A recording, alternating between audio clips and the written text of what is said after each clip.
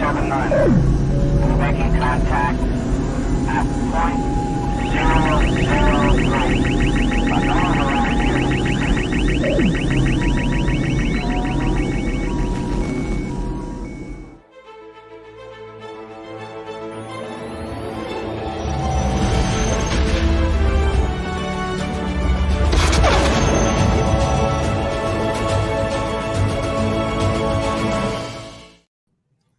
Welcome to Live Action Star Wars. I'm James.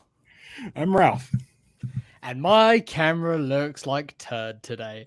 We're starting a little bit late, just to let everyone know, because normally I've been using my iPhone camera. It's been great. It looks amazing. I really like it.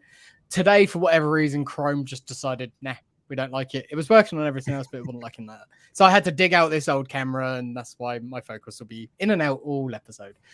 Yeah, go look at our early episodes. Both of our cameras look like garbage. Oh, yeah. We are not here to talk about any of that nonsense today. We are here to talk about Ahsoka, and damn it, I am so excited. We are not doing it alone, though. We're not. No. Ralph? We're being joined. Yeah, we're being joined by one of our favorites. He's here on, I think, every single season we've done. I think so, yeah. It's EddiePence. Hey! I noticed while Eddie was in, I noticed you cleaning it. I noticed you cleaning it while I was cleaning it while I was backstage. Yeah. How is that green room at the moment? It's beautiful. So many action figures. How often do you look at it and just say, it's been too long, I gotta dust it? These guys have not been dusted, and I don't know. Jabba is filthy. Yeah. It sucks. These guys I just cleaned. I have a shitload of toys and I hate dusting. But it gets to a point where I'm just like, you look at someone like Jay, who like he goes through and dusts his collection all the time, I think, doesn't he? Yeah. But like I can't do it. Like I don't have much back there, but like the stuff that I do, I'm just like, oh yeah, that's the shield on that A-wing. That's like it's protective shield. It's protecting it. I can't afford a glass case, so the dust is protecting. That's what my shelf looks like right now. I also think about the fact that I did it like 3 weeks ago. This is the room that's got like my exercise bike and things like that in it. So like just the amount of sweat and grossness in this room is probably just Luke is so dusty. Yeah. Look how dusty Luke is. We're so old and dusty. We're such good collectors of things, aren't we? I always think maybe if I get one of those canisters of air. Oh yeah. And just hit it every like couple days, but I never think to get it. Yeah. Oh yeah. Let's see the dust flying in the room. That's the problem. That's the thing that I'd have. I just found out. I got Slave Leia, right? Well, we can't call her Slave Leia anymore. She's just Bikini Leia. She's Boba Fett's starship. Boba Fett Starship Leia. She's like $100. I didn't even know that because you can't find her anymore because Disney won't reprint this one. Yeah. Right. All right. But that's cool though. But I'm taking good care of her right there on the shelf in the desk. You didn't immediately look under the skirt, did you? Oh, absolutely. You want to see? Is this going to get us taken down? Are we within the first couple of minutes? No, but the thing is, like I do the same thing. Like I got the 12-inch KB Toys had the 12-inch Palpatine with Imperial Guard. Oh yeah, and the Palpatine talk. First thing I did. You gotta see what's under. Like all the old Kenner stuff, like it was just a hard plastic, wasn't it? Like you got the Anakin or the Palpatine and stuff. It's like couldn't look under that. So you're always curious. Palpatine, I had 2 action figures and a vehicle. Yeah. I've mentioned this before. I had a Snowspeeder, a Luke Pilot, and then a Sheev Palpatine. And Sheev was not going to fit in the Snowspeeder. No, because he's got the big, thick legs. Yeah, it was impossible. Yeah. So working out. Never skips out. No co-pilot for Luke. And Sheev, you had to submit proofs of purchase to get. You couldn't buy him. Yeah, we got it through friends who ordered like 10 of them. Or be young and have your brother and sister like just leave it in the garden one day and then you find it 20 years later. There you go. 10 years later. Oh, that's great. Somehow you find Sheev in the dirt.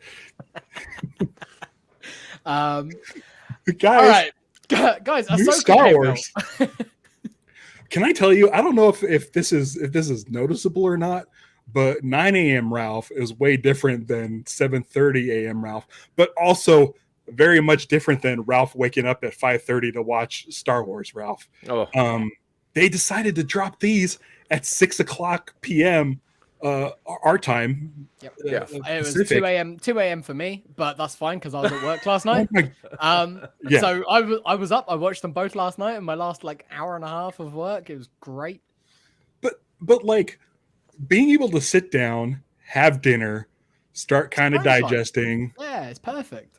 put on the TV, and then watch Star Wars, as opposed to getting them at 5:30, feeding the cats, try to be quiet, and wait, see how long the episode is to make sure that Stevie gets time so she can see it with me. And oh my God, it was a dream. It's great they did that because they dropped 2 episodes. Had they done 2 episodes at midnight, I would have been like, come on, dude, what are you doing? Yeah. And that's one of the reasons why we started today at 9 is James has the day off and you had to take Colton to freaking high school, dude. High school. First week of high school this week, or This is starting his 2nd week of high school. Second week. Okay, cool. Mind blowing that he's a freshman. But you guys start school at weird times. Like I just think of like school term is like September to July over here. When I was a kid, it was after Labor Day. You guys don't do Labor Day there. No, but like it's still. It was September. After the first weekend of September, we would go to school. Now it's like literally cutting into July almost. Nuts. Right. But I mean, we're like 9:00's perfect to have Eddie in. It gives us time to watch both episodes. And then last night, I'm like, I ended up watching the episodes, and I just told James, I'm like, what the fuck am I going to do for the next 13 hours? Yeah. Like I'm ready to talk about Ahsoka. Me too. I was like, I need to go to sleep like immediately. Otherwise, I'm just not going to. It was great. It was nice. And then I had time to literally just finish watching them just before I came up here. I was like, right, I got 5 minutes. That's enough time to get settled. And then camera issues, but it's fine. We roll. I'm glad that I got to watch them all through twice because I made lots of notes on my second time. Wow. Yeah. Ooh, Stevie says, but now the kids have a ton of random days off and half days. Fair. Yeah. Nice. I think I'd rather have like a Tuesday. You have a Tuesday in February off, and you're like, what's happening? My niece and nephew are in private school, and like they just seem to be off all the time. I don't know when they actually go to school. But then, like, I went with my sister to pick them up a few months ago, and I was like, this place looks like Hogwarts. It's ridiculous. So, well, I mean, I can't afford to keep the lights running probably most of the time. I assume every school over there looks like Hogwarts. No, definitely not. Most of mine were porta cabins. Should we say hi to some people? We've got some people in. Yeah, go for it. You want to run down the line? Yeah, cool. Jeremy's here. Or no, he's not here, but he was here. Stevie's here. Tommy the Duck is here. Tristan is here and was also commenting on the Instagram about things that he liked. So that's good that he's able to make it as well. Sarah's here. Lucha Johnny's here. Rick is here. Tristan saying hey to everyone, which is great. PapaLoco.com. Cool. Lurking. Not seen you here before, Papa Loco. Don't work. Watch us. I think some people are doing both. I know a couple of people in the chat who are at work right now. So we will try not to blow up the spot too much. So okay. Thoughts.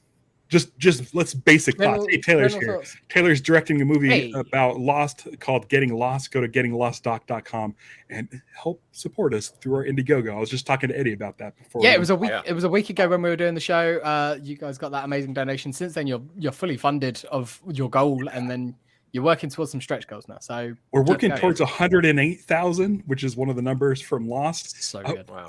We're over halfway there. It's so good. Nuts. Yeah. So yeah, check that out.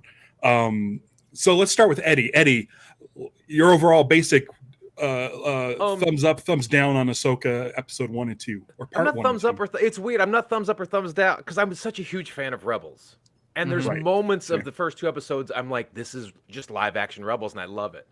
And there's other moments where I'm like, episode 1 could have been 25 minutes long. Like episode 1 just was, it felt so slow to me, and it was driving me out. There was just, I don't know, there was just moments I really loved about the show, and there's moments I'm like, I don't need to see Ahsoka turning statues to open up another map in Star Wars. I just do it once. You don't need to see all 3. I don't need all 3, and I just don't need another map. I don't want any more maps.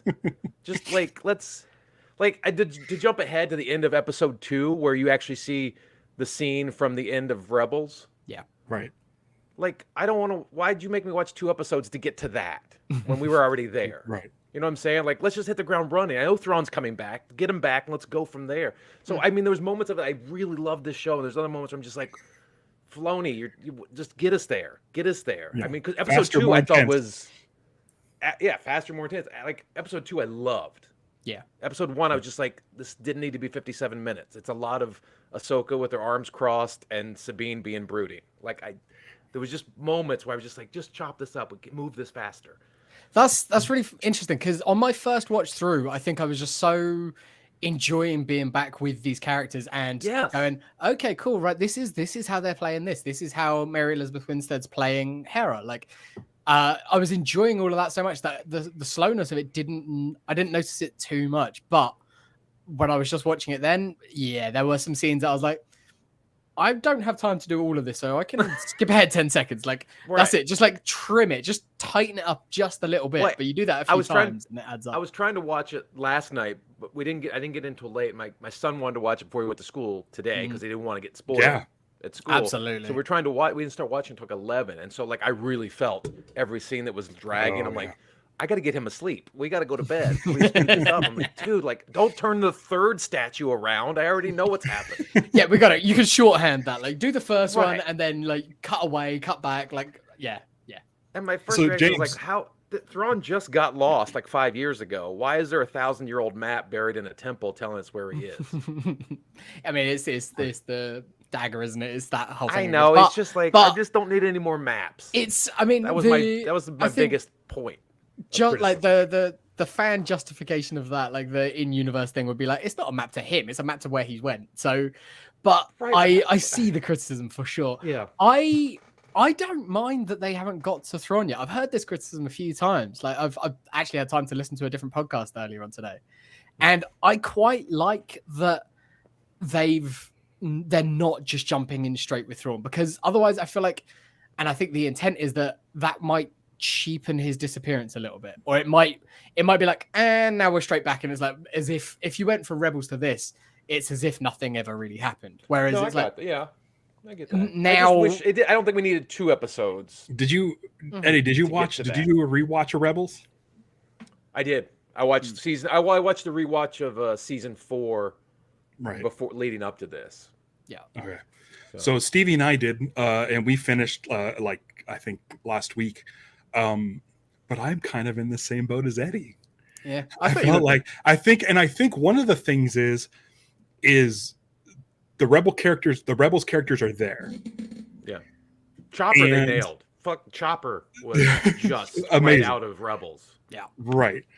But it's one of those things where when you watch an episode of Rebels, it's 22 minutes of like, here we go with the story. And so watching like a 50-minute episode of Rebels, it's like, oh, it's kind of hard to do. Yeah. Like it's kind of hard to do. And when they did that in Rebels, it would be like a finale and it would be 50 minutes worth because it's 2 episodes. Yeah. I also like the second episode more. And I think one of the issues is Lucasfilm has to cater to people who didn't watch Rebels. Of course. Yeah. And so we're getting a lot of information that's not that we already know. We don't need to know who Ezra is. We don't need to know what happened, but they have to explain multiple times that here's this guy named Ezra and he left, and they have to play the recording over again because, people either don't know about it or need a refresher. But I feel like the pacing in episode 2 was a little bit better. It's really tough doing a setup for Star Wars when it's like people like us are already caught up. We already know. A sequel and it's something new, so it's like it is tough, and I think that is why they definitely did all of that stuff. It's the things that we could skip over as fans who've watched all the Rebels, but you got to have it in there. Like, I don't begrudge them for having it in there at all. No, so I mean, you don't have the benefit of like Mandalorian, which was a completely new character, and then you can drop some Easter eggs in for the diehards, or Boba Fett, who everybody knew Boba Fett. This is like a niche group of characters that diehard fans love, and general Star Wars people are like, who are these people? And in that, like they're introducing it so that they're catching everyone up, but then they're dropping some mysteries and things that have happened in between that we haven't seen. Like there's Yeah. Rebels 4.5 that we haven't seen, but has clearly happened Like with these characters during Yeah, the original so- trilogy. We so don't know they're what's been talking going about- on. No, they're talking about all this stuff, and we're going, oh shit! Sabine went and trained with Ahsoka for it seems like for a while. What is it like, by the way? What is it like trying to train someone as a Jedi that's not Force sensitive? I got this as a note. I think that's great. I love it. Like when Hugh Yang was talking to Sabine in the med center, and he's like, "Have you kept up your training?" No, I haven't. Well, yeah, you were Force sensitive, or if you were, it was such a sort of a fractional sort of sense of the Force that you couldn't connect with it. So Yeah. Not like under Jedi dogma, you wouldn't have been trained. You wouldn't have been looked at. They wouldn't have ever come for you. They didn't ever come for you. Like, I know she was born like after the purge. But you wouldn't have ever been looked at as someone to be trained. But Ahsoka's not a Jedi. She walked away from that. She saw the flaws in the Jedi Order. And so she's going, well, shit, why not? Like you're very good at this similar sort of skill set. Yeah, we can train. Like I can train you. You can. And technically, everyone is somewhat Force sensitive. Yeah, in that universe. it Everyone has a binds connection the to universe midichlorians. together, doesn't it? Yeah. Yeah. Broom boy. So there is something, and I think that because we see her a couple of times having dreams, and we're hearing her like it's almost like a vision, but not quite like a full Anakin Skywalker dream vision of the future. She's just hearing messages. It's it's the same way that we all dream, but the fact that they're playing it and they do it a couple of times, it goes, this is her bit of Force sensitivity coming through and coming to the forefront now because it's relevant to what's going on in the universe. But I think it's really cool. I think it's really nice that they are training her as a Jedi, whatever they want to call it, maybe Jedi, like whatever. Just a cool swordsman. Yeah, basically. Like a cool swords person, a fencer. Yeah. Because we got to see that the lightsaber battle, I think, between Sabine and I don't know the what's her name? Shin. Evil Padawan. Shin. Yeah. Shin is the Padawan. Balin is the that might have been my favorite. That might have been my favorite lightsaber duel in both of the episodes. And I do Maybe. like I how felt- he's sort of keeping some like he's obviously a dark Jedi or whatever he is. And He she's was a Padawan. Jedi, She still has the Padawan braid.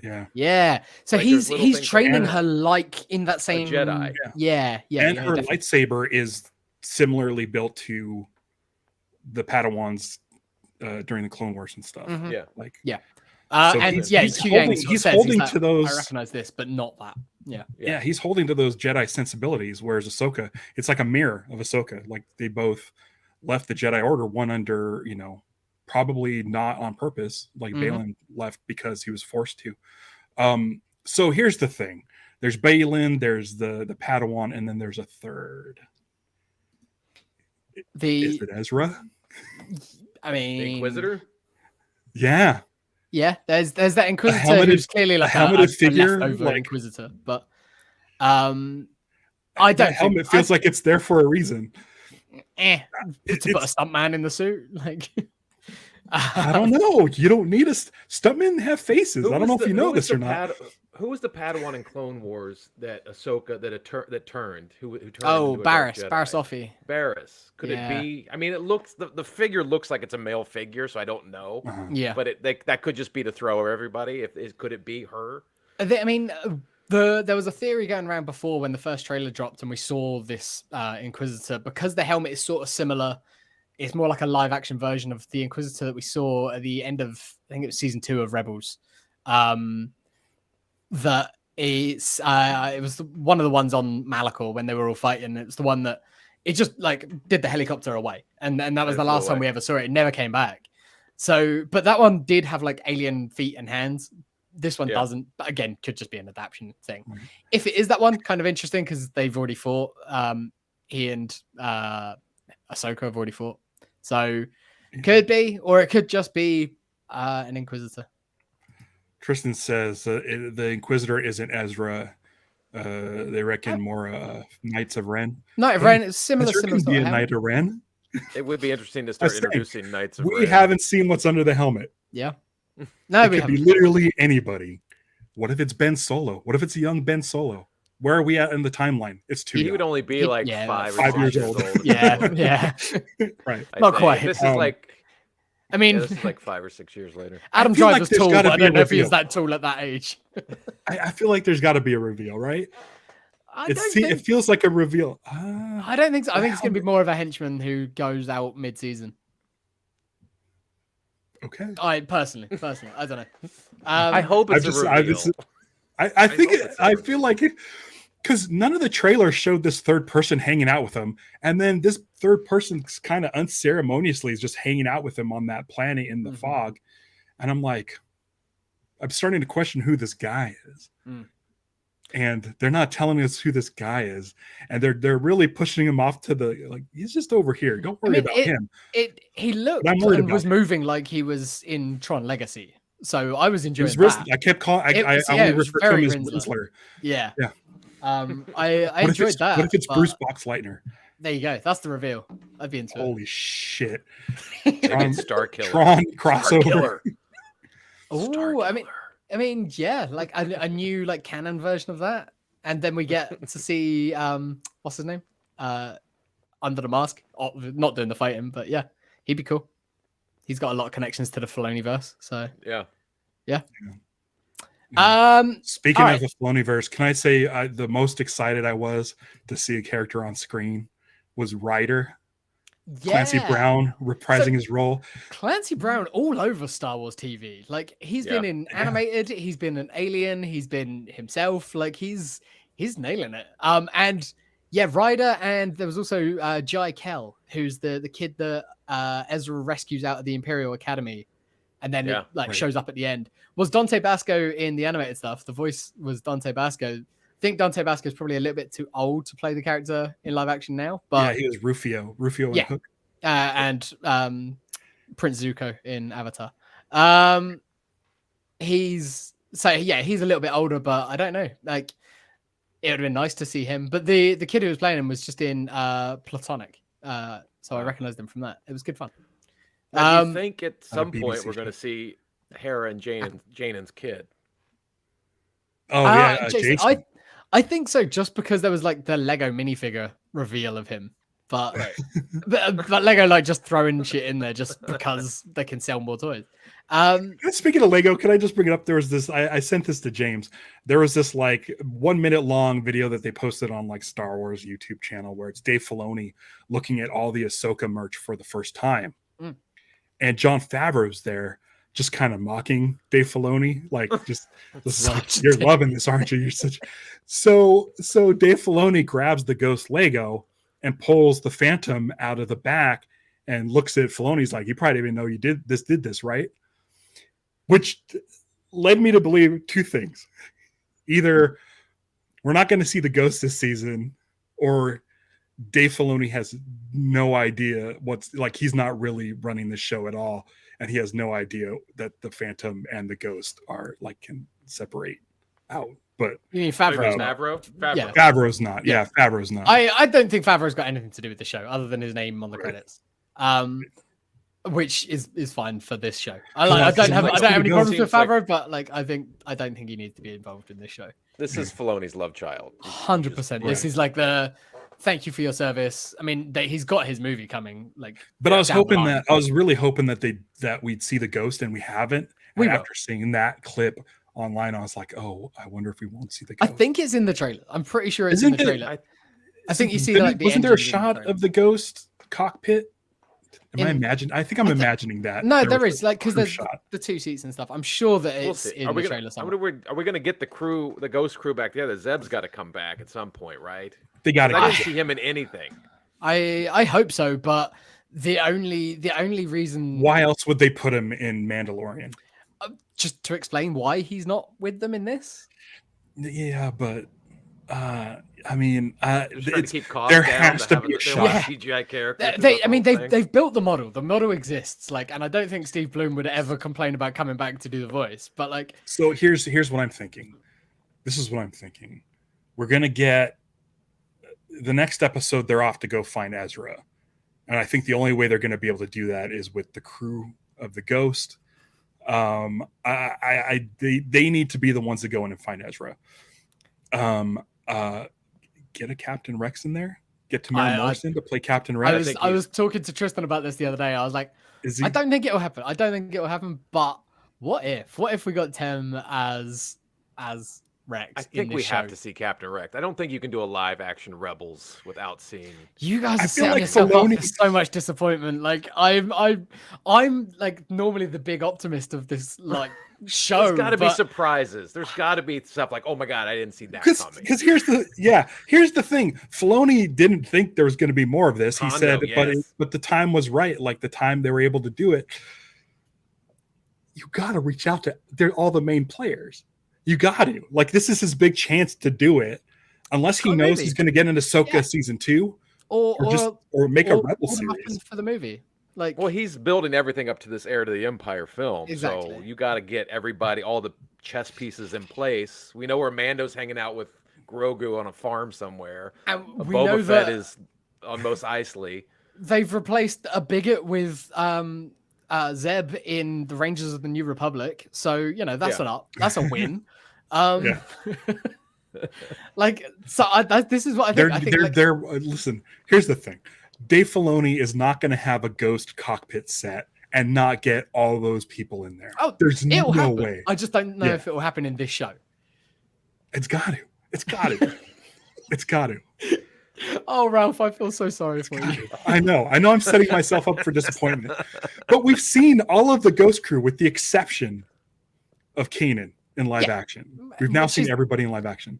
Again, a hologram, a Force Ghost, a flashback, something with Kanan at some point would be amazing. Again, don't think this is the show for it because this is Ahsoka's show. Fuck it. No, but it didn't feel like Ahsoka's show. No, this didn't feel like Ahsoka's show at all. Yes, and that's fine. I'm fine with that. I liked my favorite stuff in Mandalorian season 3 was Bo-Katan. My favorite stuff in the Book of Boba Fett was Mando. Like I'm totally fine. My favorite stuff in this, my favorite scene of this was the Sabine and Hera scene in the Med Center, because that was just a Rebel scene, like 100%. And I loved that. Then having a moment together, I feel like they were both completely playing those characters that we knew and loved, not newer versions. They were. It was hard for me to get around Mary Elizabeth Winstead because I've seen her in so much. Yeah. I don't know the actress who plays Sabine, but since I don't recognize her, she was just Sabine for me. She was amazing. She was my favorite of the three leads. She's absolutely my favorite. But as soon as Mary Elizabeth Winstead started interacting with Chopper, I'm like, fuck, this is Rebels. Yeah. This is Rebels. And that's Hera. I kind of got over the Mary Elizabeth Winstead because she did a great job. Yep. It's just I'm so who that is. Yeah. It took me a while to hear Hera until she was talking to Chopper, and I'm like, oh, now I hear. It was the Chopper and it was the Sabine scene for me because again, it's that interaction between the two Rebels characters. It was like the way that they were interacting, the way it was written, it was the way that they were delivering lines, even just felt so like familial to it. Like they were a family, and she was playing the very much like Hera the mum as opposed to Hera the general. So I understand why she's more like stoic military commander that she has to be. Because I mean, even in Rebels, there were times when Kanan was criticizing her for being that and not being who she was at the beginning of the show and things. Yeah. But then when she was having those moments with Sabine, it was like she's letting her guard down. She's talking to her friend, sister, daughter, whatever relationship you want it to be. Like she's talking to her without the New Republic of it all, without the you're this person's apprentice. It's like, no, look, let's have a one-to-one here. Let's actually I'm telling you what you need to hear because go on. One of the things that pulled me into the Rebels mindset was the fact that they showed the highway that they reused countless times because it was it's one of those things where it's like, you know, the animation was limited back when they made Rebels and they had this one stretch of highway to do chase scenes in atmosphere. One straight road that goes nowhere. It just really doesn't go anywhere. It doesn't go anywhere. It doesn't even go to the tower. And as soon as they put that in this, I'm like, holy shit, I'm on Lothal. It's like all my complaints of that first episode visually it was live action Rebels. Yeah. And like the fact that we've seen looked amazing. Lothal build out from when the dome is destroyed, and like at the end in the epilogue and in this, like it's become a thriving, amazing city like on that planet. Still, that road goes nowhere, and I love it. It's so goofy, but it's excellent. And the cutting and it from even a had the wide same shot. shots. Yeah, the wide shot where you see a Lothcat and you just see a ship moving in the distance. It's so good. I have a comment about the my favorite part of episode 2 was, and also I guess the whole discovery with the map, which drove me nuts. We're going to a different galaxy outside of the Star Wars galaxy. Yeah. What did they call and if it you've something? read any of the books about how the First Order came about, that's where a lot of the Imperial fleet retreated to, outside past the Outer Rim into another. That's where Snoke apparently came from. Yeah, I know now they sort of retconned it where he's cloned. What's that? I mean, they call it all like they called all of that stuff like the unknown regions, but the unknown regions is just a sort of catch-all term. It's not like a region like the outer reaches, the outer rim. Like they're all regions, whereas like the unknown regions, it's like that's everything else. So like this whole anything other outside galaxy, the outer rim. Yeah, it's like and then everything else. So, but so it's at the end of at the end of Empire Strikes Back of the First Order in this galaxy. Yes. I mean, it's there's something. There's definitely something else out there. Like that's Exegol's out there with Mandalorian showing Gideon's cloning stuff with Pershing, with in Bad Batch on Kamino, they show them taking dead Jedi Wayland. into Kamino's cloning facility, with all this cloning shit going on, and with what we know in the Rise of Skywalker, with them cloning Snoke out in Exegol, which is in these outer territories, unknown regions. What is it? Regions unknown. Unknown regions. Parts unknown. Undertaker's out there. Undertaker.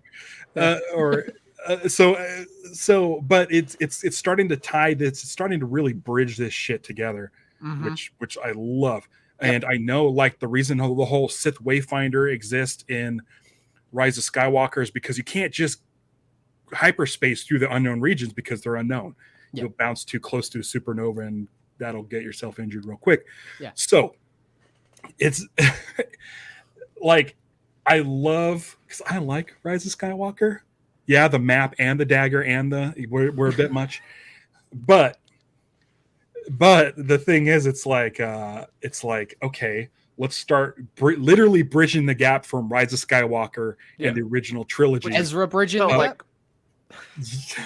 There it is. Well, it's felt like what that ever since I started doing all the Disney Plus shows, because a lot of the complaints from Rise of Skywalker was like, "What, this came out of nowhere." They've been trying to not retcon, but almost bridge this gap or fill in the gaps, because anyone who read Heir to the Empire, the Timothy Zahn books, wasn't surprised that Palpatine cloned himself. No. Like that was oh yeah. He'd done that, that was the plan. Old EU, he'd done that like 2 or 3 times. It was goofy as hell. Like he had an eye in the back of his head at one point. Like, but the people who only watched the movies were like, "This doesn't make any sense. What the hell is happening?" So now they're doing this. Watch to episode fill 2. In.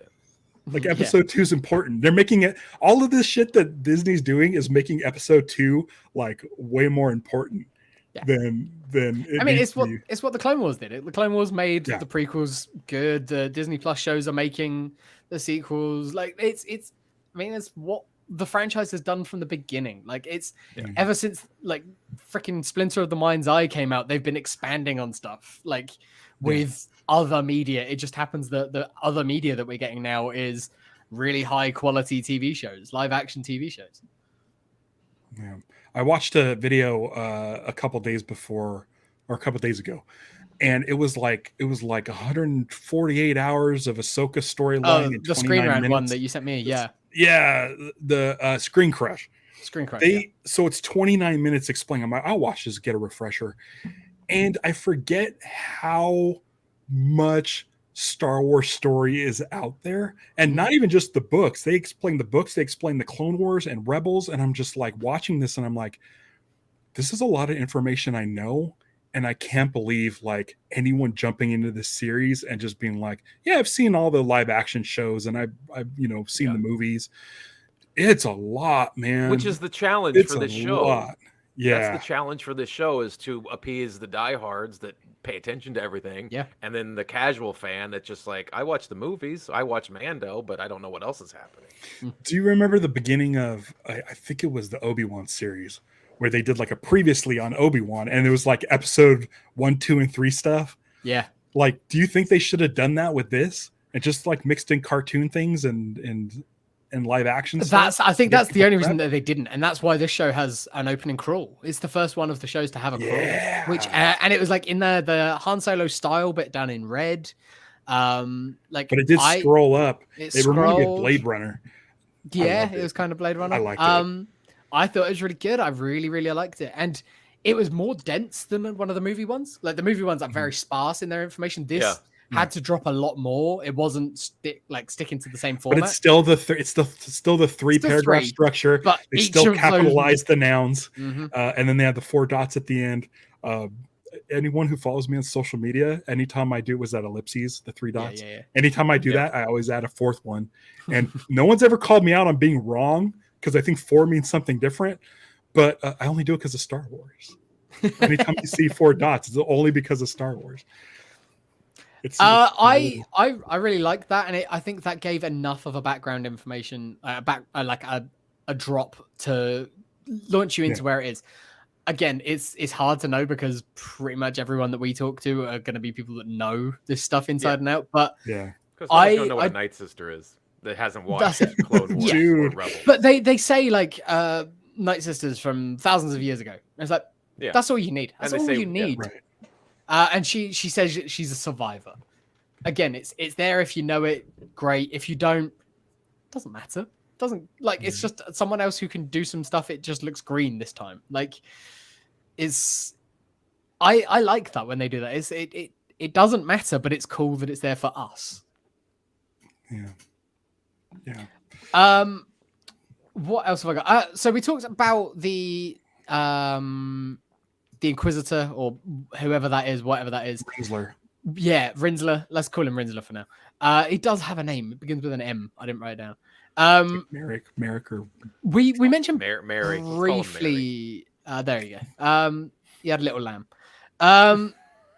We talked a little bit briefly about Balin and Shin, but I was really pleasantly surprised by both of them. When we saw them in the trailers, I was like, all right, we've just got some more Dark Jedi henchmen types that are going to be a bit like bulking, and they're sort of, I don't know, he gave me like Savage Opress vibes from the trailer because he's just so big and imposing. Yeah. But then I like how from that first scene, he's not that at all. He's subdued, he's cerebral in his intimidation. Like you're scared of him, but not because really he's massive, because he's so calm, and it's very like Count Dooku-esque. Kind of, yeah. Without the regalness, I didn't see him as regal. He's just imposing. No. Like, I would really like what they're doing with him. What Ray Winston is, Stevenson is doing with him in general is excellent. It makes me like even sadder that we've lost him, because I know depending on what they're doing with the character, if he survives this, I feel like they were building him to be a Jorah Saboa type character, like not exactly the same, but similar. What's interesting about his character was, you jump all the way to the end of episode 2 when he's talking to the Night Sister about saying it's going to be sad. It'd be a shame to kill her if she's because there's so few Jedi left. Yeah, and he's got such. You can tell it's almost like he's doing what he's doing because it's just the next evolution. It's how he has to survive. It's almost so like he had a problem with the Jedi Order itself. Yeah, it's just like, I have to understandably do this to keep moving forward. Yeah. It's like he vanished at the end of the Clone Wars, like so many. Like, and I like that they're now saying like loads of people survived. Like, we just haven't seen them up until now. So Yoda's line about him being the last hope and Ben being like, that boy is our last hope, is like, Jesus Christ, get off that family's dick. Like, they don't. I think what it is, Skywalkers don't matter as much. I think it's a last hope to redeem Vader. Yeah. Okay. Yeah. Sure. That's a good way of looking at it. But like, not last hope for the Jedi. There are other Jedi out there. He's the last one following the lineage of Jedi Master trained. He's the I last really hope like this of character. correcting Yoda and Obi-Wan's mistakes. Yeah, he's our last hope. Yeah, Us he's two. our last hope for redeeming us. Yeah. is Not what the it ends galaxy. up It's like being. the galaxy should be all right. They'll figure it out. Ahsoka's out there doing something. We don't really know. Because for like me, I grew up Catholic. I went 12 years Catholic school. Totally You don't lasted give longer a than I shit. did. I think I got to Yeah, about 8. well, I was kind of forced to do that because my I parents. mean, I went to Catholic school. I just but slept. it's one of those things where you're like, hey, listen, like this stuff isn't for me. Hokey religions, all that stuff. But there's still teachings that I'm like, well, yeah, this is how people should act. And there's people out there, there's people out there who are in religion who are bad.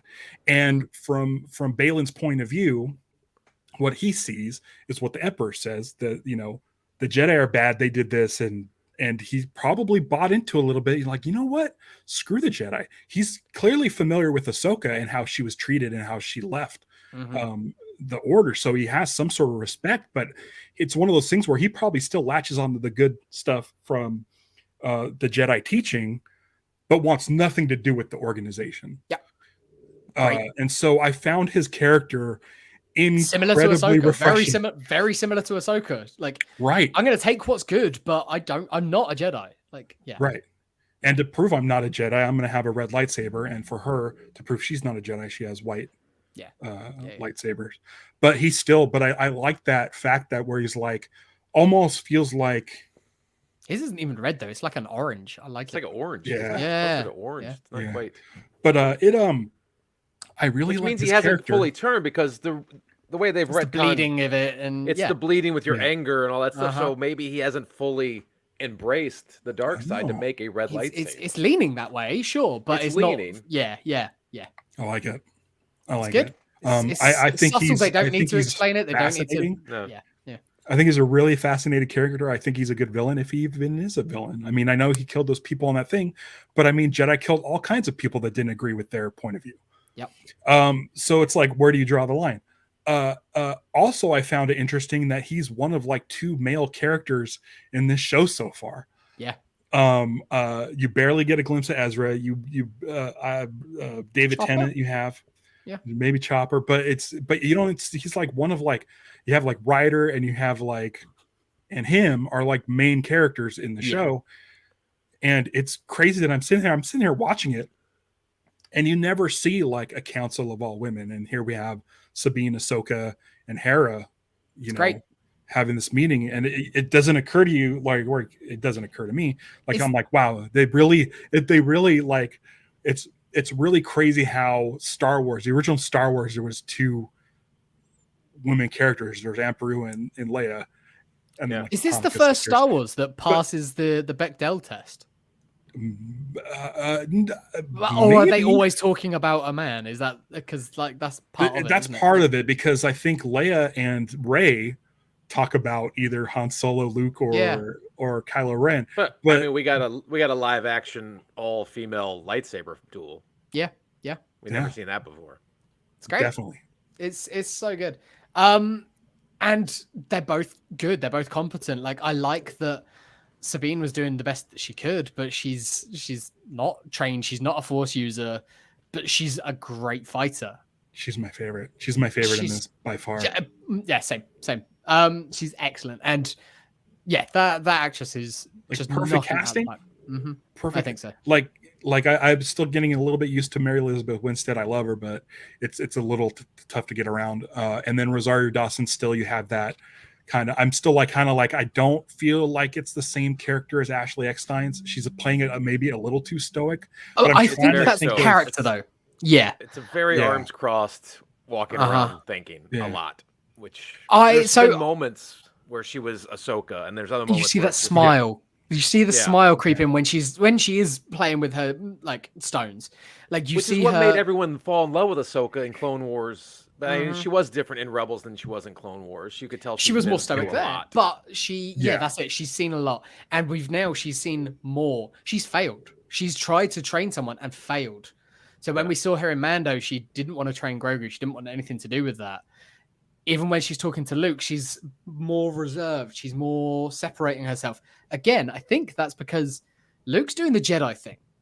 I respect it. I'll help when I can. I'll see you when I can. But I'm not a Jedi, so I'm not going to do that. I'm going to do my own thing my own way.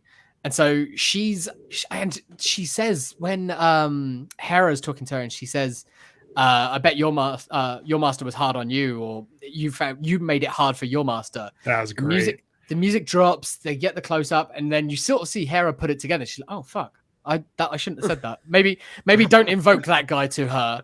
And then like Ahsoka, she takes it on, but then she warms up a little bit. She talks about Anakin, because that was who she trained with, and Anakin, when he was training her, was another great fine. scene that tells the non-viewers of Rebels she what's going walked on. away, and she always says it that she walked away. She always puts that on herself, despite all of the way that it happened, the way it went down throughout Rebels. She puts it on herself. She holds that guilt, and I think she holds so much responsibility for what happened to Vader, in the same way that Ben does. Like, they both blame themselves.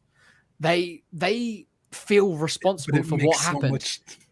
And it's why I'm coming around on the prequels, is because you watch Anakin's relationship with the Jedi Knight and Mace Windu turning him away at every moment possible, whether it's, oh, we're not going to train you. And then Yoda telling Obi-Wan, like, yeah, sure, I guess train the kid.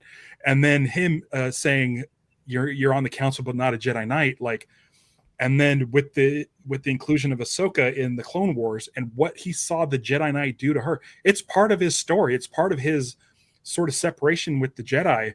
And it all comes to head when it's when it's Mace Windu, who's probably the true Phantom Menace, at least according to Anakin.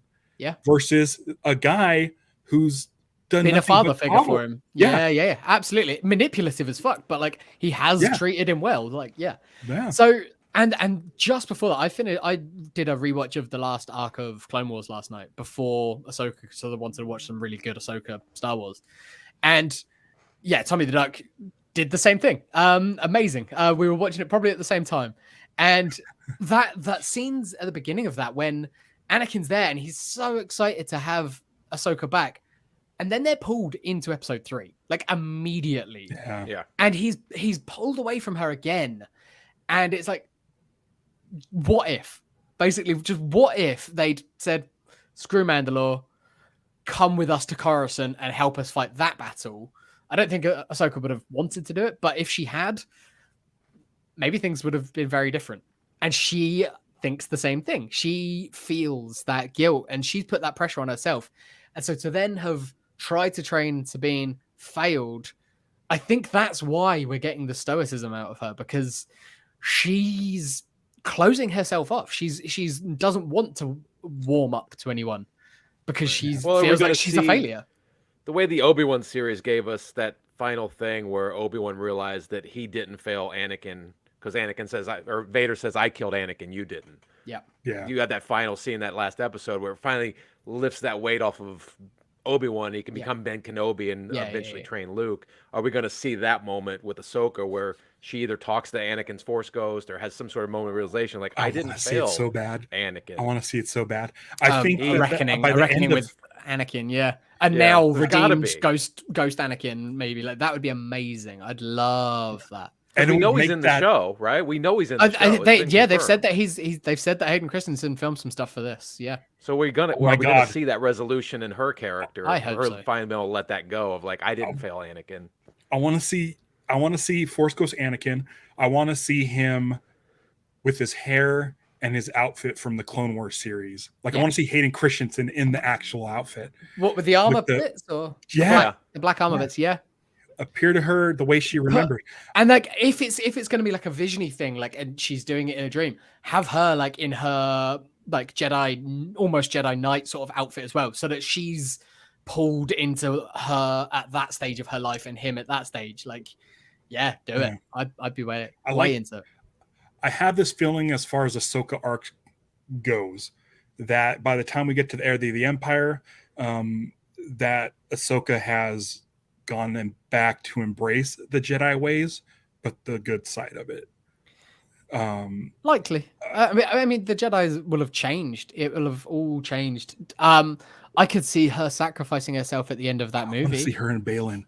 I want to see her and Balin so bad because I want to see them have a conversation. They both have, yes, Yeah. yeah.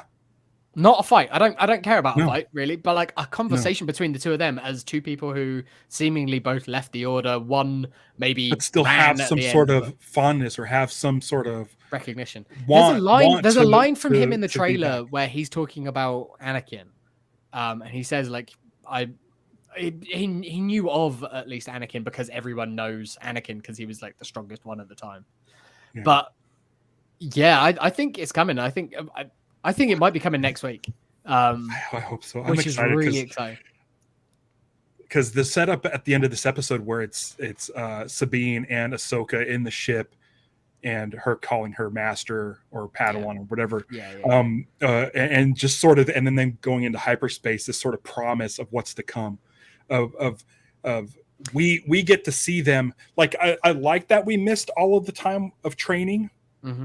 That's going to be a book. Get to see I can't wait to read that again. novel. Yeah. But I feel like we're going to get that here. Like, they're going to start from scratch and show that sort of training again. But now they don't have to explain why they waited so long to do this. They already tried it and failed. It's Kylo Ren. But they're getting that second chance to do it right, God. Which is. And then really how much are we going to get of these places unknown? This uncharted, the unknown regions, but I mean, even beyond that, it's like a whole different galaxy. Can we get into some weird Star Wars shit and go to places that are just bizarre? Like, I really am pushing for something that looks like, like insane. And not if normal. you're in a different galaxy, is there the Force in that other galaxy? Or is that Force just sort of are they going to do like galaxy? a Yuuzhan Vong thing? Like, are they going to do like that side of things? Because I mean, you go to old EU. I've been reading through the old Thrawn trilogy again recently, so that's why I've got so much like Jorah Sabaoth in my mind. But you go to old EU stuff and like extra galactic like beings. The only ones that are mentioned are the Vong, like the Yuuzhan Vong, the whole New Jedi Order series of books. They weren't connected to the Force. Like they were not. You couldn't touch them in the Force. You couldn't feel them in the Force. They were Force resistant. Really interesting. Lucas reportedly didn't like that as a thing. He didn't like the Ysalamari as well, the Force lizards, which is why they've never been used. But there is paintings of them. They do exist. They do exist. Yeah. It could be something that like in canon they were wiped out. The Jedi maybe wiped them out because they were a threat or something, or ancient Sith did or whatever. But like having that as a threat is really interesting. In the canon Thrawn books, Tim Zahn introduced the Grisk, which are again a threat to the Chiss Empire. I don't know exactly. I haven't read all of those books, but like they were sort of similar to the Vong in some respects as a big extra galactic threat, but haven't really manifested. It was the reason that Thrawn came into our parts of the galaxy was to like he was like, we need a bigger army. There's an empire over there. They seem to be doing some cool stuff. Let's go join up with them.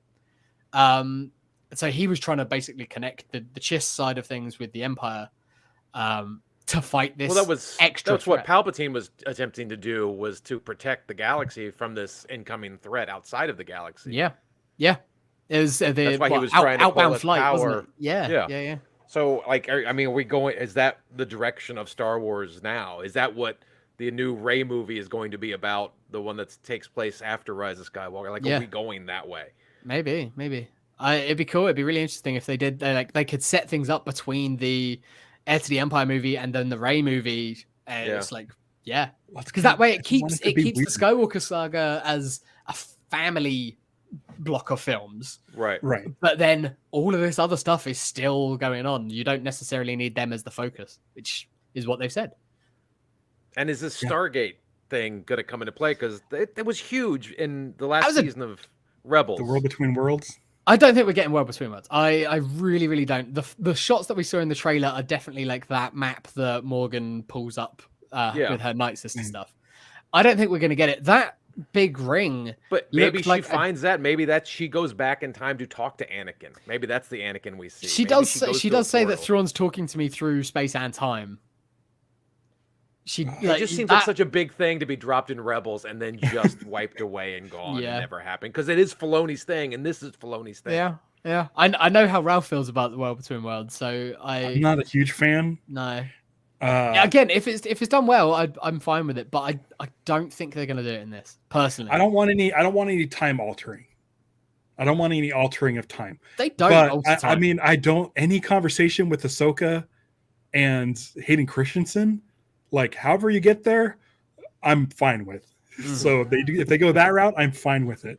I also need Kanan as a Force Ghost. I need it to be Freddie Prinze Jr. Dude, stop saying need. You're gonna set yourself up. You're gonna become a need minor. Yeah, I'm gonna be so. But I don't think I'll be mad. I mean, I think I'll only be mad if they start doing stupid stuff. And so far, I can tell you this about these 2 episodes. As slow as in parts as I thought it was, is whatever I thought of it. None of it, not a single bit of it, made me cringe once.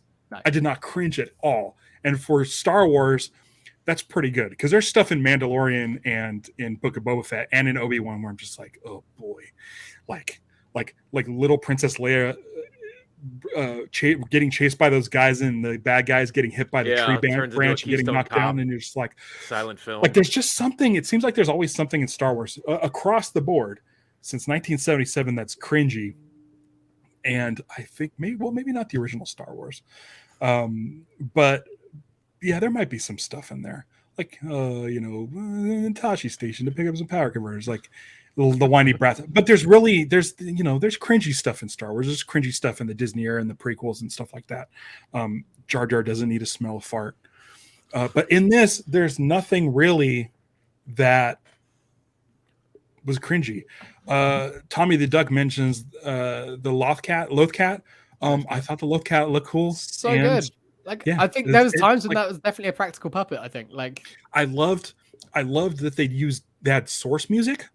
Like when Sabine was riding the motorcycle, there was some kind of punk rock as hell. It's like it's like Hutty's punk. It was fucking cool. Yeah, and I'm like, all right, let's talk about you would see this in any other movie or thing, but you don't see it in Star Wars because it's like, oh, what kind of music would that be? There's not much diegetic music unless it's a live band. Narkina 5 had like a dance music at its space Miami in Andor. Like they're slowly starting to put in the source music. Yeah. And this was freaking perfect for that scene. The music all around. I'm a big film score dude. The music in this. So Kevin Kiner did the music for the first 2 episodes. Kevin Kiner, who you might know if you went to see the episode 1 trailer. Okay, I thought you were going to say he did Wing Commander. He did Wing Commander. So he did do Wing Commander back in 99 when we all went to go see Wing Commander because we wanted to see the episode 1 trailer. But he did do Wing Commander. But he also did all of the Clone Wars series, all of Rebels, and all of Bad Batch. Yeah. The Rebel score, the first season and a half where he's just taking John Williams cues from the original trilogy and turning them into synthesized versions, which is like, bleh. But when he stopped doing that and started giving these characters their own themes and stuff, holy shit. The last season of Rebels, for sure. Like the music's so good. We were watching and Stevie mentioned, she's right there. She mentioned how great the music was. I got that over into this. Unreasonably emotional when I would hear Sabine's theme in this show. You expect to hear Ahsoka's theme. I just watched that last arc of Clone Wars, so you hear Ahsoka's theme a lot in that, and it's used amazingly. So when I heard that in the different arrangements of that in this show, I was really happy. But to be expected. But then to hear Sabine's theme when it was relevant for her, oh my god, because it's like Hera's that too. was Hera's is there, but Sabine's, I feel like that comes into play when you're learning about her Mandalorian heritage and her family. That's when kind of you introduce that into Rebels. Yeah. And to hear it here where it's a similar thing where it's like she's turned her back on then it was on her family and her Mandalorian heritage. Here it's she's turned her back on Ahsoka, her training, everything like that, to kind of just go and live in isolation up a tower because that's what she feels like she has to do. And I don't know, maybe she's doing that and she feels like she's letting Ezra down or whatever it is, but it's a sad theme, but it's so good. Yeah. Eddie, thoughts, Eddie? No, I just You it's music interesting dude. there because after watching, well, I'm not in the music part, but I mean, I love the music, but the after watching that last season of Rebels, because I watched literally the last episode of Rebels before I watched Ahsoka, Amazing. and tells Sabine in that thing, he's like, and I'm counting on you, Yeah. Yeah. and I can't wait to see my family again. And so this whole thing is like, what is? I mean, you can tell why Sabine's pulled herself away because she feels like she failed Ezra, she failed Ahsoka, and that's why she's just sitting in this tower brooding, thinking about Ezra. And are we going to, like, how is she going to redeem herself? Does she have to get Ezra back, or does she just have to train? Is Ezra coming back? Is Ezra alive? Like, I don't know. There's so much going on. There's a After lot. watching that. But it's good though. I like when Ahsoka goes into Sabine's room and sees the little hollow puck sitting on the thing, and she hits the button and just is like, she's like, that, yeah, that little guy, her. like, yeah. But Yeah. you get that smile again, and there's those moments when she lets her guard down, when she softens up, and she becomes the Ahsoka that we love, like that warm, loving character, not this hard, stoic. Which I hope we get more of as the series goes on. I think we will. You guys are saying, hey Ahsoka, why don't you smile more? That's what I'm hearing. Not in that way. Just like, yeah, it's no, I get it. No, I'm happy for her when she's like lightening up. I get it. Yeah, it is good though. We're three dudes talking about a show that's female driven. Yeah, right. It is, yeah. We like when the main character smiles. Three white guys led by like 3 women of color. Like, come on, like, not our place. We should just shut up right now. Kevin Kiner, he's a white man. He's doing a great job. And my last name's not helping. Yeah, it's not. Like you said, 3 women of a color, and one of those colors is green. Well, you know. Yeah. All colors, Ralph. All colors. I mean, we've been going for an hour. I don't want to hold Eddie too long, but maybe we could do some final thoughts. I don't know if you want to keep on going. Can I just rattle off a few things that I thought were fun? Yes. Cool. Please. All right, real quick fire notes that I made here. Cool to see Home 1. I thought it was interesting that Akbar wasn't there, but I'm guessing that he's on that Security Council that they mentioned. We did see some calamari there was some Monk on there for sure. That wasn't Akbar. But again, I was hoping it was. I like seeing that. Also, no Wedge on Home 1, but I guess Rogue Squadron are doing a mission. You'd have to recast him. I'm fine with it. But okay, so here's the thing. I don't think they need to put the budget into de-aging Dennis Lawson. but so okay. Just so you have Genevieve O'Reilly in Andor and in the deleted scenes and in Rebels and stuff playing Mon Mothma. And in this. Yeah. And it looks like she's playing that in this, which means you have a separate actor in the middle in Return of the Jedi playing that same character. Yeah. So you're mixing the timelines. So even though we have Wedge in the original trilogy and Wedge in the sequel series, both played by Dennis Lawson, there is now a precedent set that we can have a Wedge actor in the middle playing that same character. with if they decided to use what's his name as Han Solo, if they do Han Solo in Heir to the Empire. Yeah. Like I'd be fine with Alden Ehrenreich in Heir to the Empire. Donald Glover can come back and play Lando whenever he wants. Like it's fine. I don't care. These guys are all doing a good job of playing characters that previously existed. I would like to have seen Wedge though. Yeah. And he was in Phoenix Squadron in Rebels season 4. He was in Phoenix Squadron. Yeah. Yes. Yep. Get Dennis Lawson, darken his hair, throw a skateboard over his shoulder, and say, "Hey, fellow rebels, how's it going?" Perfect. Absolutely fine. I thought it was interesting that the E-wing pilots were referred to as Spectres. Spectre, they were all. That was Spectre, I think 2.5. So like they've expanded from 6 to 25 at least. That's great. That whole thing. I didn't notice that. Yeah, I only noticed it on my second one. And like I like that they know Sabine. Sabine's probably been their commander at some point or another. But like they're like, oh, for fuck's sake, we're just doing our jobs. And she's like, I don't care. And then after a while, they're like, all right, fine, let her go. Who cares? Whatever. She's not going to come in, so we're not going to beat her. There was an iris wipe. I thought that the iris wipe was really fun when she was. It's been a while since we've seen that. Very Star Wars. Nice to see Filoni doing that sort of thing. Interesting in the fight when she sees her helmet, she goes for the lightsaber instead at the end of episode 1. That I think is her going. She's feeling that pull towards this stuff. Like Ahsoka's back in her life, so she's going, maybe I'll pick this up instead of my blasters and jetpack and helmet. Also, probably a lot quicker to just grab a lightsaber. 2-1-B, always good to see 2-1-B. Get to see 2-1-B's feet was weird. I just realized how weird that is to say as well. Yeah, we've seen 2-1-B's feet in something else. Okay. I feel like it was either Obi-Wan or like a Mando or Book of Boba Fett. Maybe it's a Book of Boba Fett. Because I remember Pablo Hidalgo mentioning 2-1-B's feet. Maybe, yeah. They're weird. They're weird little cup things, but they're from the toys.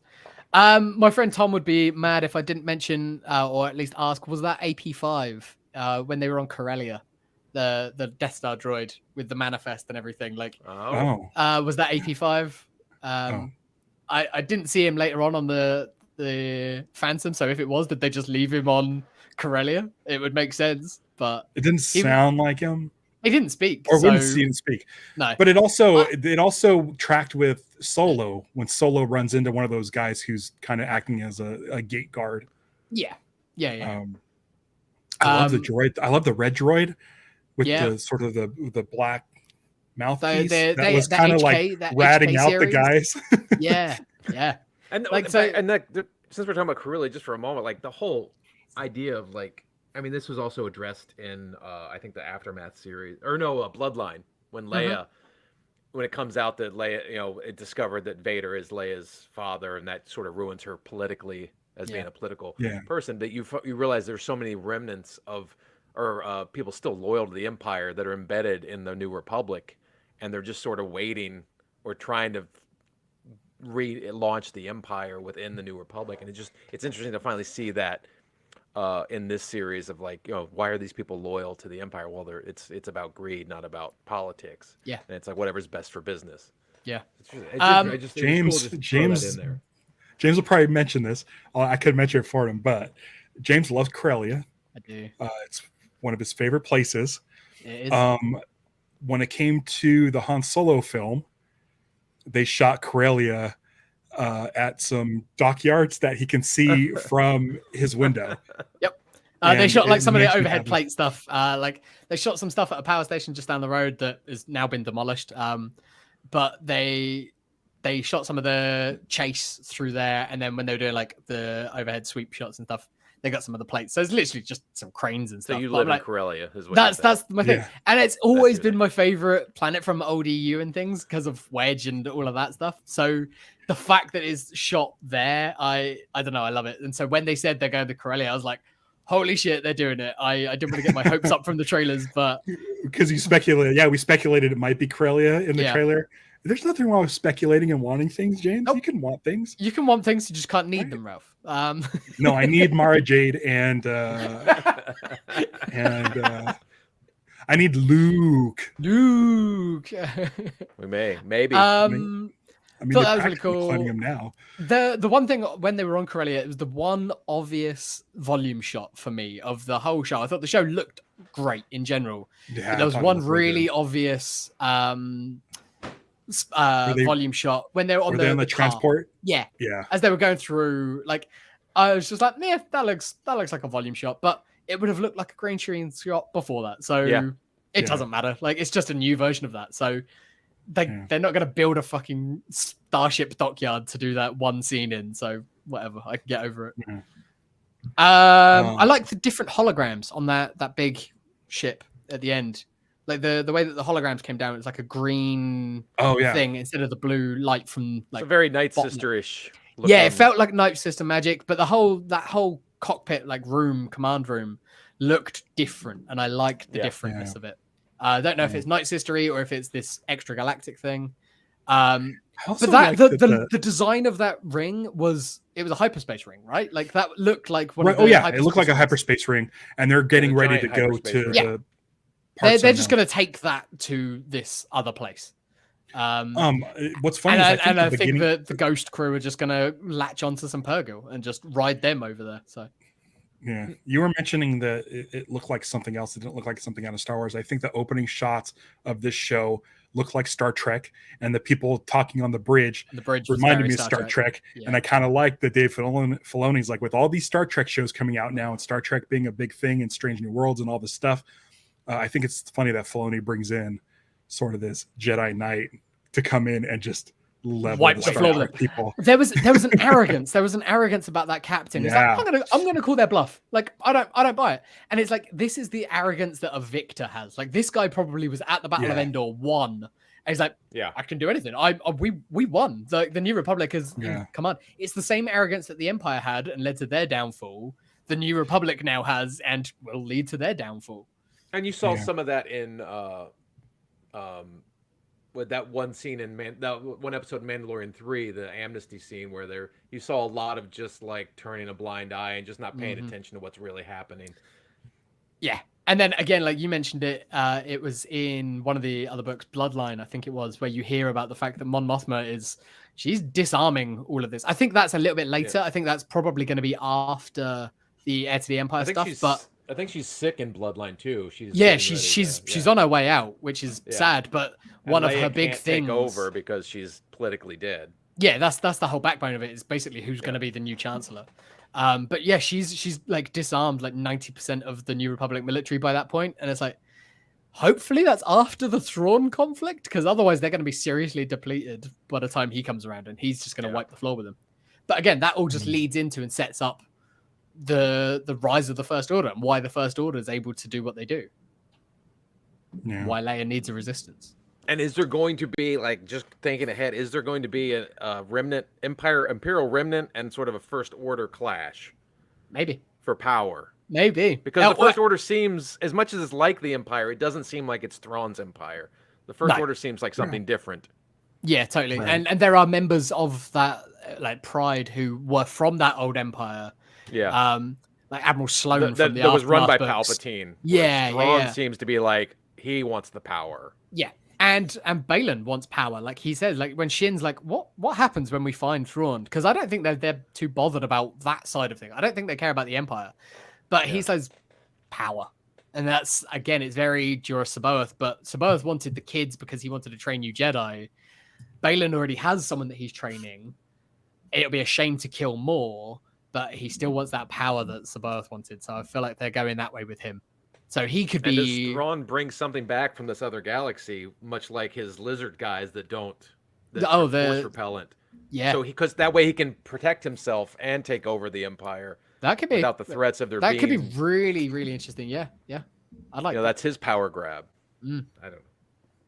I like it. All of it. I need that.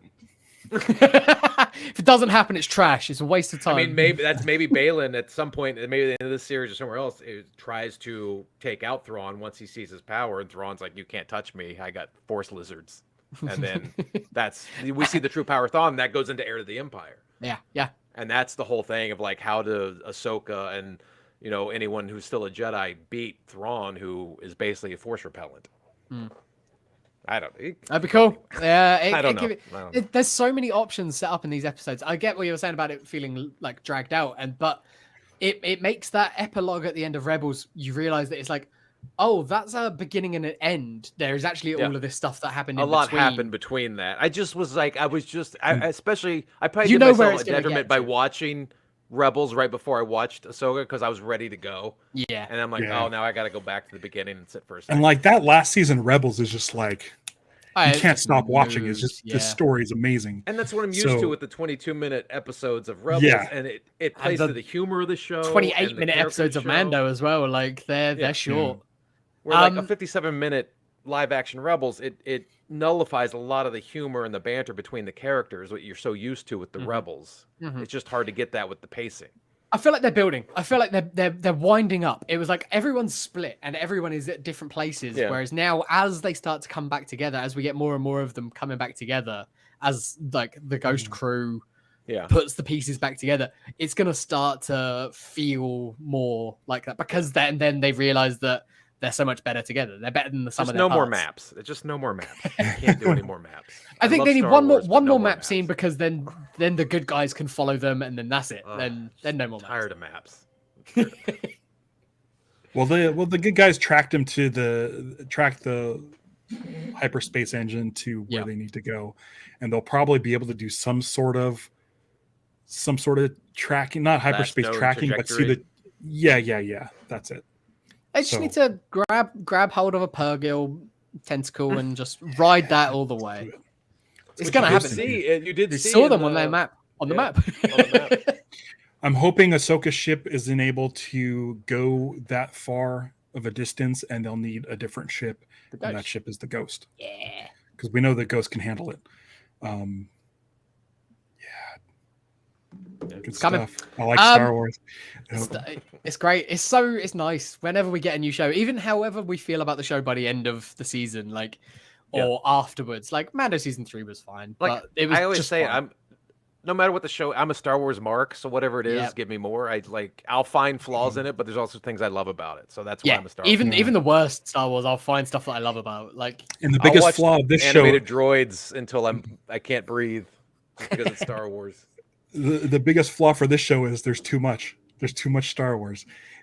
Make it shorter was the complaint was right, but still it's amazing to look at.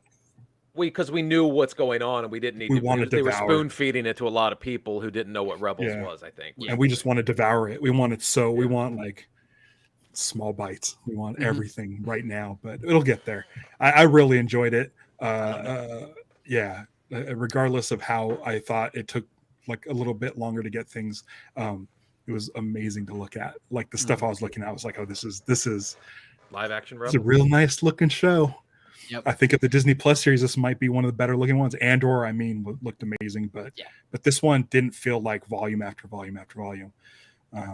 It looked and it sounded like Rebels, and I'm here for it. Yep. I don't have anything else, and we've definitely taken up too much of this time. Eddie, thank you so much for joining us. My pleasure. And thanks for having me. I mean, we don't have to wait till these series start up again for you to anytime to ask you back on. Yeah, I would love to. Yeah, if we find something fun, Star Wars. If there's anything weird out there, live action that you like that we probably haven't talked about, let us know. Like we can always do a revisit Donnie and Marie Ewok movies. We did the Ewok movies. We can do them a data link. We can data link. Literally, the darkest scene in any Star Wars story is when the parents and the brother die. Nothing dark. Yeah. Any plugs, Eddie? Ramble, Roth Report. I'm on the Ramble with my comedian friend Jerry Rocha, who has a little different opinion of Ahsoka. He wasn't as much of a fan. We're going to talk about that later on this week, so you can check us out at the Ramble Pod. I'm on the Ralph Report on Patreon.com 5 days a week. You can check me out there, and just go to EddiePence.com for shows and all that other stuff I do. Awesome. Yeah, go watch Eddie do some stand up. Yeah. I need to do that. Well, stand up. I've seen you do improv. Here you go. I need to go watch. Stand up, stretch your leg. Get out the flappers or something. Ralph, tell people about the movie. Oh yeah, Taylor was here earlier. GettingLostDoc.com sends you to the Indiegogo. If you don't want to give us any money, that's totally fine. But if you could share it, chances are it'll hit a Lost fan and they'll want to check it out. So far so good on that. And James, I got nothing. I'm going to the biggest wrestling show of all time on Sunday. So if anyone's in London and going to All In, let me know and we'll grab a beer beforehand. That sounds like fun. Yeah, it should be good. Eddie's a wrestling fan. 86. Okay, how about this? How about this? Is there any live action Star Wars related stuff with WWE or wrestling in general? Shockmaster. Should we do an episode about Shockmaster? Should we do that episode of Nitro or something? Like just cover that episode of Nitro. Shockmaster was literally a wrestler who had a bedazzled stormtrooper helmet on. Yeah. There's been wrestlers. So there's like some wrestlers that popped up in some Star Wars, I'm sure. Once we're clear into the off season, what's her face in Mandalorian? I can't think of her name. Sasha Banks. Oh yeah, of course, yeah. Mercedes Monet, whatever she is now. Verano. She's wrestling under Mercedes Monet now. Yes. But she's hurt. That's not even a data link episode. That's a full blown regular episode where I think we should just cover Shockmaster. Okay. Or just wrestling in general. There's bound to be some stuff. I'm here for it. Let me know. Yeah. That's I know someone else who would be very eager to join us for that one. All right, let's bring him on. Cool. All right. Is it- We're not is going to it- do that next week, though. What we're doing next week, we are going to talk about chapter 3, episode 3, part 3. They're calling them parts. Part 3. Right. Right. Part 3 of Ahsoka will be next week. That'll be back at our regular time of 7:30 a.m. West Coast, 3:30 p.m. UK. I don't have to wake up early. Yes, so I'm good, excited. so good. It's thank you Disney Plus for that. Yeah. Thank you. Such a smart move. Yeah, and to let everyone know in advance as well. Just Yeah. well done. It took you a few years, but you got there. I don't have anything else. So, guys, Eddie, thank you for joining us. Thanks for having me. Appreciate it. Oh, I did prep Eddie if he wants to say. Oh if he yeah, wants to instead say of punch it the after. punch it, if you want to do the punch it or whatever you want to do at the end of it, feel free. But yeah, Make it like- so. perfect. Don't give in to hate. Celebrate the love. Make it so. Make it so. There it is.